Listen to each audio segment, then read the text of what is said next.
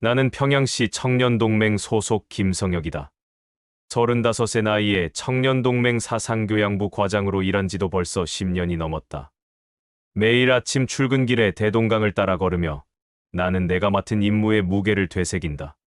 청년들의 사상을 지키는 것, 그것이 바로 나의 존재 이유다. 하지만 최근 들어 그 무게가 이상하게 느껴지기 시작했다. 사건의 발단은 지난 10월 말이었다. 각 학교에서 올라온 보고서들을 검토하던 중 이상한 패턴을 발견했다. 11월 11일을 전후해서 학생들 사이에서 과자와 사탕을 교환하는 행위가 증가한다는 내용이었다. 처음에는 단순한 우정의 표현이라고 생각했다. 하지만 보고서를 더 깊이 파고들수록 이것이 단순한 우정이 아니라는 확신이 들었다. 학생들은 이날을 특별하게 여기고 있었고, 심지어 그날을 손꼽아 기다리는 분위기까지 감지됐다. 나는 정보원들에게 더 자세한 조사를 지시했다.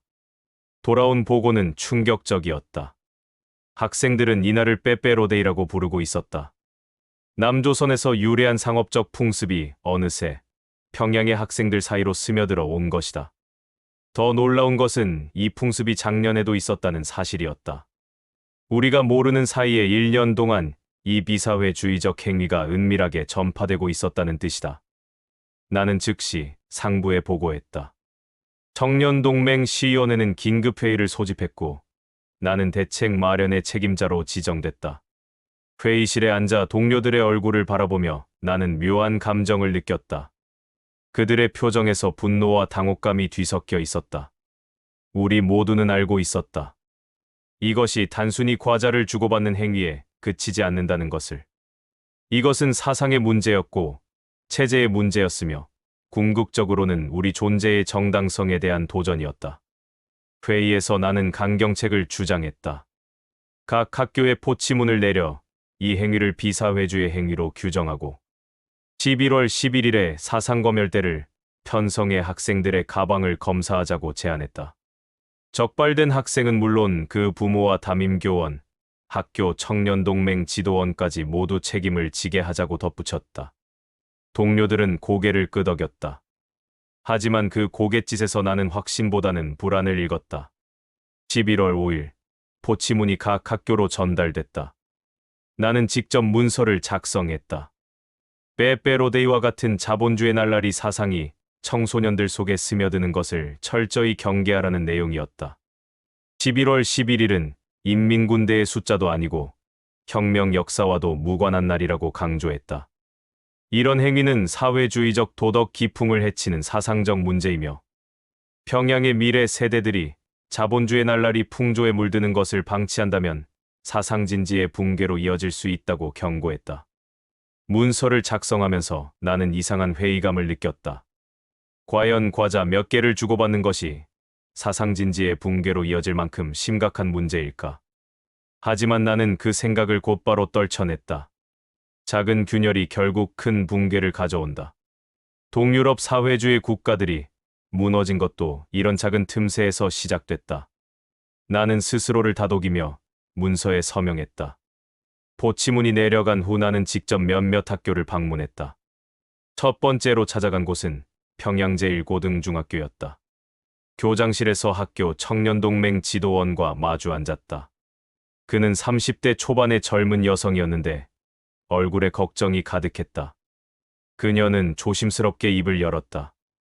학생들이 이미 과자를 준비해둔 상태라는 것이었다. 특히 외화 상점에 접근할 수 있는 집안의 자녀들이 수입 과자를 구입해 포장까지 마쳤다고 했다. 나는 더 자세히 알아보기 위해 몇몇 학생들과 비공식 면담을 진행했다. 16살 된 여학생이 내 앞에 앉았다. 그녀의 눈빛은 두려움보다는 당혹감으로 가득 차 있었다. 나는 왜 이런 행위를 하려고 하는지 물었다. 그녀는 한참을 망설이다가 대답했다. 그냥 친구들과 즐거운 시간을 보내고 싶을 뿐이라고. 남조선 문화를 따라하려는 게 아니라 친구 사이의 우정을 표현하고 싶은 것뿐이라고. 그녀의 말을 듣는 순간 나는 이상한 감정에 사로잡혔다. 그것은 분노도 아니고 실망도 아닌 뭔가 복잡하게 얽힌 감정이었다. 나는 그녀가 거짓말을 하고 있다고 생각하지 않았다. 그녀는 진심으로 친구들과의 우정을 소중하게 여기고 있었다. 하지만 문제는 그 우정의 표현 방식이었다. 왜 하필 11월 11일이어야 하는가? 왜 하필 막대 모양의 과자여야 하는가? 그녀는 모르고 있었다. 자신이 남조선의 상업주의와 자본주의 문화에 이미 침투당했다는 사실을. 학교를 나서며 나는 깊은 한숨을 내쉬었다. 거리를 걷는 청년들의 얼굴을 바라보며 나는 생각에 잠겼다. 그들은 모두 밝은 표정으로 웃고 있었다. 하지만 그 웃음 뒤에는 무엇이 있을까?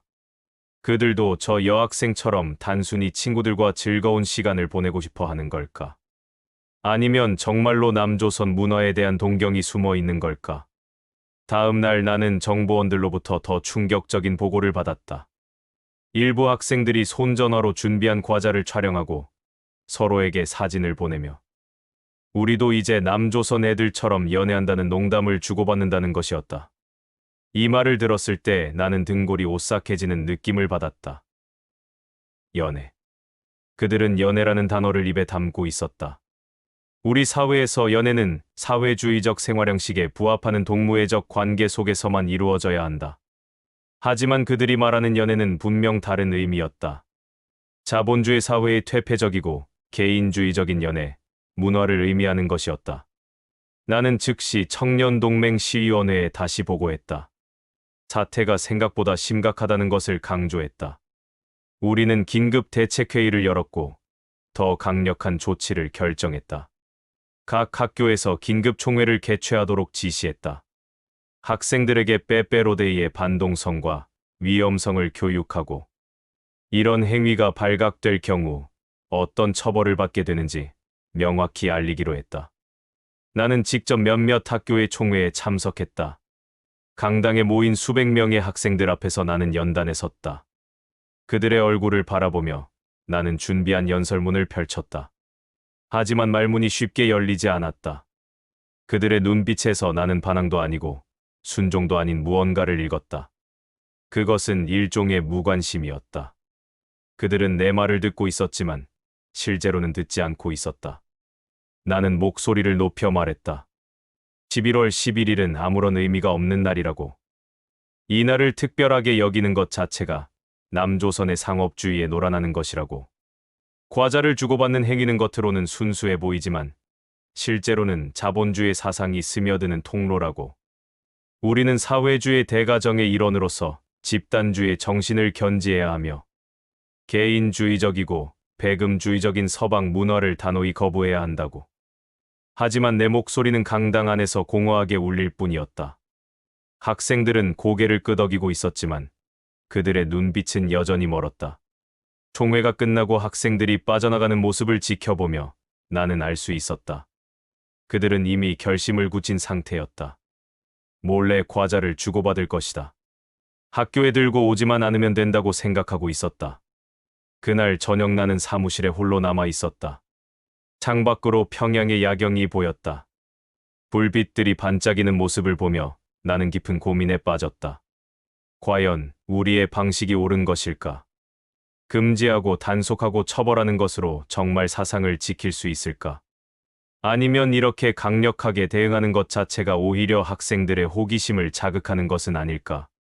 실제로 정보원들의 보고에 따르면 포치문이 내려가고 총회가 열린 후 오히려 빼빼로데이에 대한 관심이 증가했다고 했다.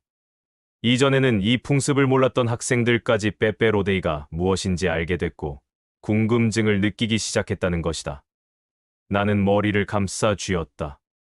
우리가 막으려고 했던 것을 오히려 확산시키고 있는 것은 아닐까. 11월 9일, 나는 다시 한번 학교들을 순회했다. 이번에는 교원들과 청년동맹 지도원들을 만났다. 그들의 얼굴에는 노골적인 걱정과 우려가 드러나 있었다. 한 중년의 담임교원은 나에게 솔직하게 말했다. 요즘 애들은 예전과 다르다고. 무조건 강압적으로 대하면 오히려 반발심만 키운다고. 그들은 이것이 남조선 문화를 따라하는 게 아니라 그냥 친구끼리 주고받는 것일 뿐이라고 우긴다고. 이걸 어떻게 잡아야 할지 난감하다고. 그의 말을 들으며 나는 무력감을 느꼈다. 나는 청년동맹 사상교양부 과장이다. 청년들의 사상을 올바르게 인도하는 것이 내 임무다. 하지만 지금 나는 무엇을 하고 있는가? 학생들의 가방을 뒤지고 과자 몇 개를 압수하고 그것을 가져온 학생과 그 부모와 교원들을 처벌하겠다고 위협하고 있다. 이것이 과연 올바른 사상교양인가? 그날 밤 나는 잠을 이루지 못했다. 침대에 누워 천장을 바라보며 나는 내 과거를 떠올렸다. 나도 한때는 저 학생들과 같은 나이였다. 16, 17의 나이에 나는 무엇을 생각하고 있었을까? 나는 친구들과 어떤 시간을 보냈을까? 그 시절 나에게도 친구들과 나누고 싶은 것들이 있었다. 작은 선물을 주고받으며 우정을 확인하고 싶었던 적이 있었다. 하지만 그때와 지금은 다르다. 그때는 외부 세계가 이렇게 가까이 있지 않았다. 남조선의 문화가 이렇게 쉽게 들어올 수 없었다. 하지만 지금은 다르다. 정보는 국경을 넘나들고 문화는 보이지 않는 통로를 통해 침투한다. 학생들은 손전화로 사진을 주고받고 외화 상점에서 수입 과자를 구입한다. 세상이 변했다. 하지만 우리의 대응 방식은 변하지 않았다. 11월 10일, 나는 청년동맹 시위원장을 찾아갔다. 그는 60대의 노련한 간부였다. 나는 그에게 솔직하게 내 고민을 털어놓았다. 우리의 방식이 효과가 있을지 의문스럽다고. 학생들을 설득하고 교육하는 것이 아니라 단순히 억압하고 있는 것 같다고. 그는 한참을 침묵하다가 말했다. 자네의 고민을 이해한다고. 하지만 우리에게는 선택의 여지가 없다고. 작은 틈새를 허용하는 순간 그것은 큰 구멍이 되고 결국 제방이 무너진다고. 그의 말은 옳았다. 논리적으로는 옳았다. 하지만 내 마음 한구석에는 여전히 의문이 남아 있었다. 과연 과자를 주고받는 것이 제방을 무너뜨릴 만큼 위험한 일일까? 하지만 나는 더 이상 묻지 않았다. 나는 청년동맹의 간부다. 내 임무는 의문을 제기하는 것이 아니라 당의 방침을 충실히 집행하는 것이다.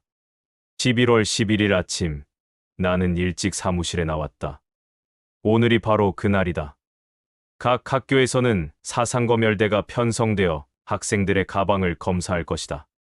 나는 여러 학교를 순회하며 검열 과정을 감독하기로 했다. 첫 번째로 찾아간 학교는 평양외국어학원이었다. 교문 앞에서 청년동맹 지도원들과 교원들이 학생들의 가방을 검사하고 있었다. 나는 그 광경을 지켜봤다. 학생들은 무표정한 얼굴로 가방을 내밀었다. 지도원들은 하나하나 가방 속을 뒤졌다. 대부분의 학생들은 아무것도 가지고 있지 않았다. 하지만 몇몇 학생의 가방에서 과자가 발견됐다. 수입산 초콜릿 과자였다. 막대 모양으로 포장되어 있었다. 지도원은 그것을 압수했고 학생의 이름을 기록했다. 압수당한 학생의 얼굴을 보는 순간 나는 가슴이 먹먹해졌다. 그 학생은 울고 있지 않았다. 화내지도 않았다. 그저 체념한 표정으로 고개를 숙이고 있었다. 그 표정에서 나는 무언가를 읽었다. 그것은 우리 체제에 대한 반항이 아니었다. 그것은 우리를 이해할 수 없다는 당혹감이었다. 왜 친구에게 과자를 주는 것이 잘못인지, 왜 11월 11일을 즐거운 날로 만드는 것이 비사회주의적인지 그 학생은 진심으로 이해하지 못하고 있었다. 나는 다음 학교로 이동했다. 그곳에서도 비슷한 광경이 펼쳐졌다. 몇몇 학생의 가방에서 과자가 발견됐고 그것은 압수됐다. 학생들의 이름이 기록됐고 그들은 방과 후 특별교양을 받게 될 것이었다. 그들의 부모도 호출될 것이고 담임교원과 청년동맹 지도원도 책임을 지게 될 것이었다. 하지만 오후가 되자 나는 알 수 있었다. 우리의 작전은 실패했다. 대부분의 학생들은 과자를 학교에 가져오지 않았다.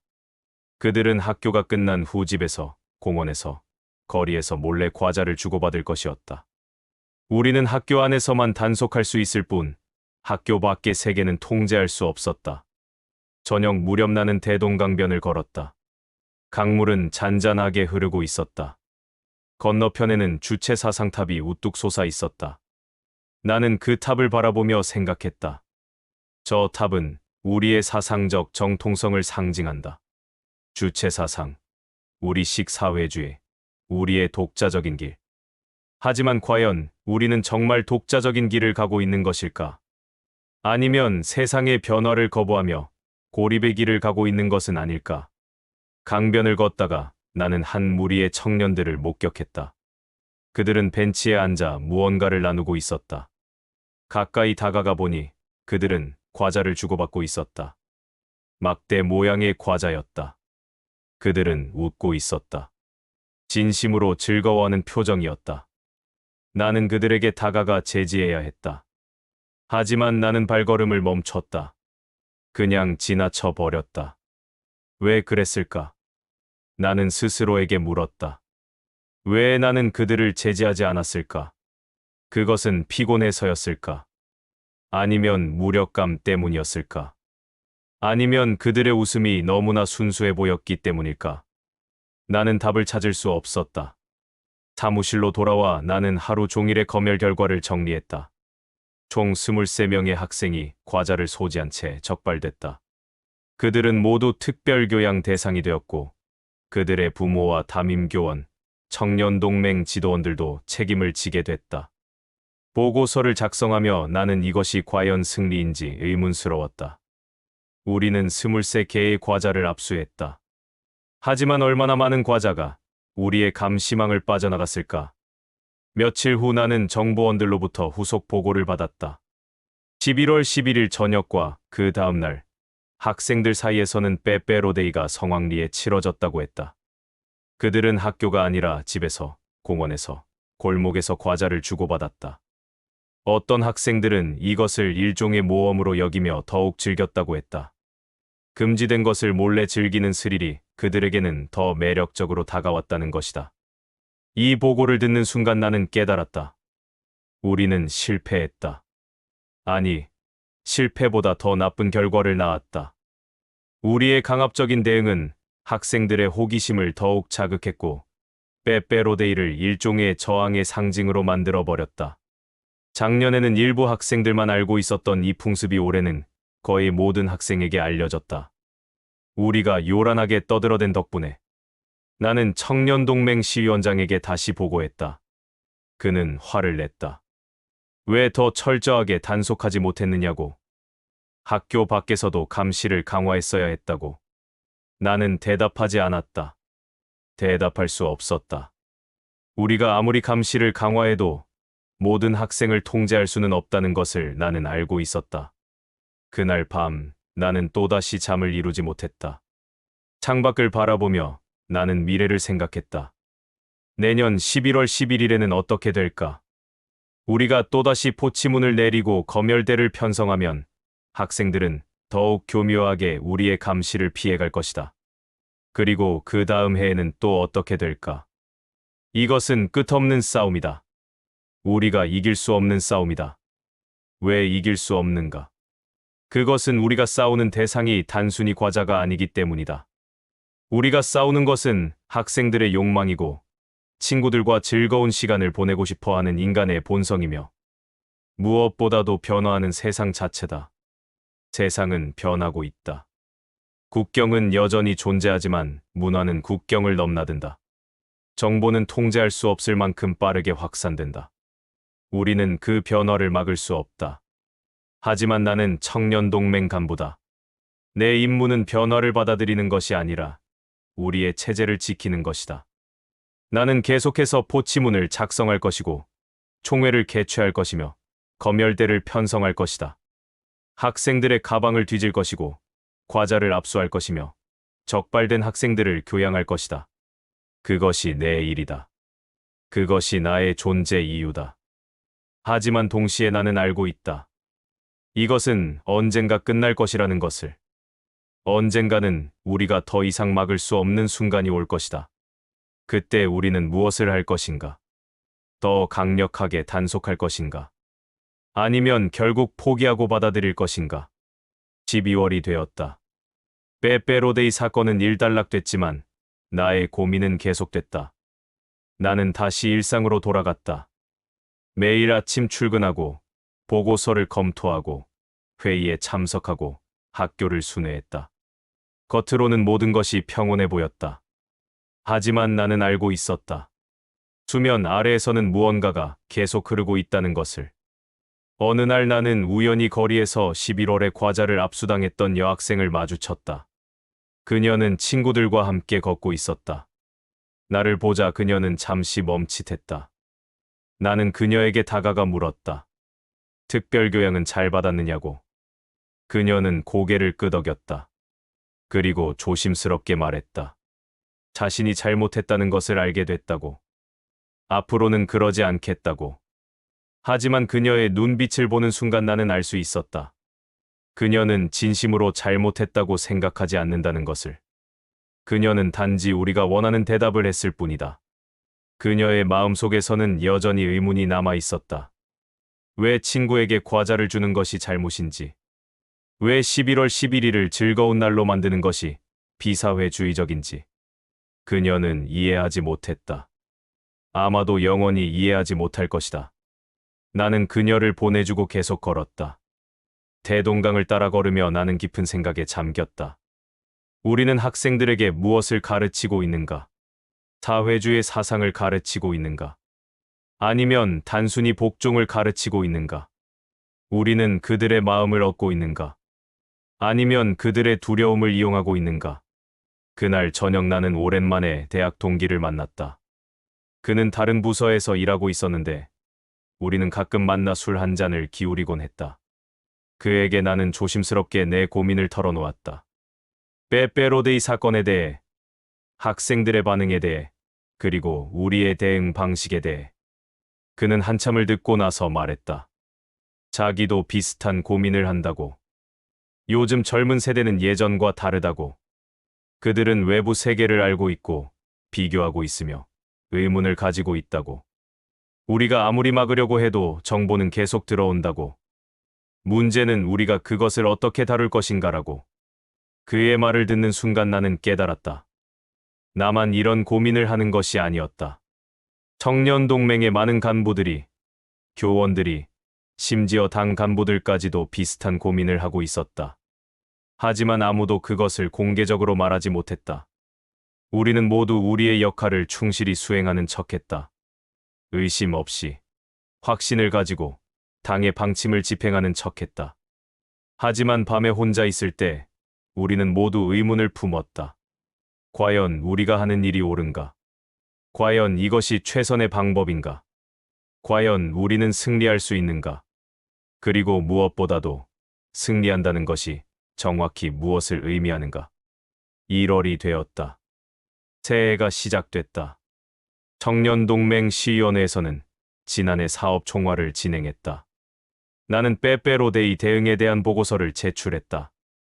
보고서에는 우리가 어떻게 신속하게 대응했는지, 얼마나 많은 학생을 교양했는지, 그리고 앞으로 어떻게 더 철저하게 단속할 것인지가 적혀 있었다. 하지만 보고서에는 적히지 않은 것들이 있었다. 우리의 대응이 오히려 이 풍습을 확산시켰다는 것. 학생들이 우리의 논리를 이해하지 못한다는 것. 그리고 우리 간부들조차 내심 회의감을 느끼고 있다는 것. 이런 것들은 보고서에 담을 수 없었다. 시위원장은 보고서를 읽고 만족스러워했다. 올해도 계속 경계를 늦추지 말라고 지시했다. 11월이 되면 다시 한번 강력하게 대응해야 한다고 강조했다. 나는 고개를 끄덕였다. 그리고 알았다. 올해 11월 11일에도 똑같은 일이 반복될 것이라는 것을. 우리는 포치문을 내릴 것이고 총회를 열 것이며 검열대를 편성할 것이다. 그리고 학생들은 더욱 교묘하게 우리를 피해갈 것이다. 봄이 왔다. 거리에는 꽃이 피었고 사람들의 표정도 밝아졌다. 나는 여전히 매일 출근하고 보고서를 검토하고 학교를 순회했다. 하지만 뭔가가 달라졌다. 나 자신이 달라졌다. 나는 더 이상 확신을 가지고 일할 수 없었다. 내가 하는 일의 의미에 대해 계속 의문을 품게 됐다. 어느 날 나는 또다시 평양제1고등중학교를 방문했다. 청년동맹 지도원과 면담을 하던 중 한 가지 흥미로운 이야기를 들었다. 최근 학생들 사이에서 2월 14일을 특별한 날로 여기는 분위기가 감지된다는 것이었다. 발렌타인데이. 서방의 또 다른 상업적 풍습이 이미 학생들 사이로 침투하고 있었다. 나는 깊은 한숨을 내쉬었다. 빼빼로데이를 막았다고 생각했지만 이미 다른 것들이 들어오고 있었다. 우리가 하나를 막으면 다른 것이 들어온다. 우리가 두 개를 막으면 세 개가 들어온다. 이것은 끝없는 싸움이다. 우리가 이길 수 없는 싸움이다. 하지만 나는 청년동맹 간부다. 나는 포기할 수 없다. 나는 계속해서 싸워야 한다. 발렌타인데이도 막아야 하고 크리스마스도 막아야 하며 서방에서 들어오는 모든 풍습을 막아야 한다. 그것이 내 임무다. 그것이 나의 존재 이유다. 하지만 밤에 혼자 있을 때 나는 다른 생각을 한다.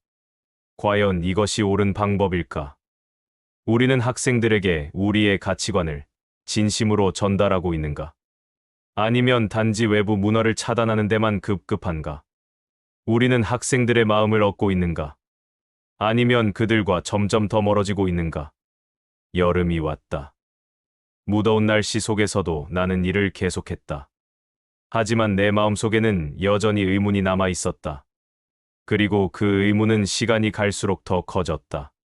나는 때때로 거리에서 청년들을 관찰했다. 그들의 웃음소리를 들었다. 그들의 대화를 엿들었다. 그들은 우리가 금지한 것들에 대해 여전히 이야기하고 있었다. 그들은 우리를 두려워했지만 동시에 우리를 이해하지 못했다. 가을이 다가왔다. 나무잎이 붉게 물들기 시작했다. 그리고 나는 알았다. 곧 다시 11월이 올 것이라는 것을. 곧 다시 빼빼로데이가 올 것이라는 것을. 그리고 우리는 다시 한 번 같은 일을 반복할 것이라는 것을. 10월 말 청년동맹 시위원회에서는 다시 회의를 소집했다. 올해의 빼빼로데이 대응 방안을 논의하기 위해서였다. 회의실에 앉아 동료들의 얼굴을 바라보며 나는 작년과 똑같은 광경을 보았다. 분노와 당혹감이 뒤섞인 표정들. 우리는 작년보다 더 강력하게 대응해야 한다고 결론을 내렸다. 더 일찍부터 단속을 시작하고 더 철저하게 검열하며 더 엄격하게 처벌해야 한다고. 나는 회의가 끝난 후 홀로 사무실에 남아 있었다. 창밖으로는 석양이 지고 있었다. 붉게 물든 하늘을 바라보며 나는 생각했다. 우리는 계속 이렇게 살아갈 것인가? 매년 같은 일을 반복하면서, 의문을 품으면서도 그것을 말하지 못하면서, 확신 없이 일하면서. 하지만 나는 답을 찾을 수 없었다. 나는 여전히 청년동맹 간부다. 나는 여전히 내 임무를 수행해야 한다. 나는 다시 포치문을 작성할 것이고, 총회를 개최할 것이며, 검열대를 편성할 것이다. 그것이 내가 할 수 있는 일이다. 그것이 내가 해야 하는 일이다. 11월이 다가왔다.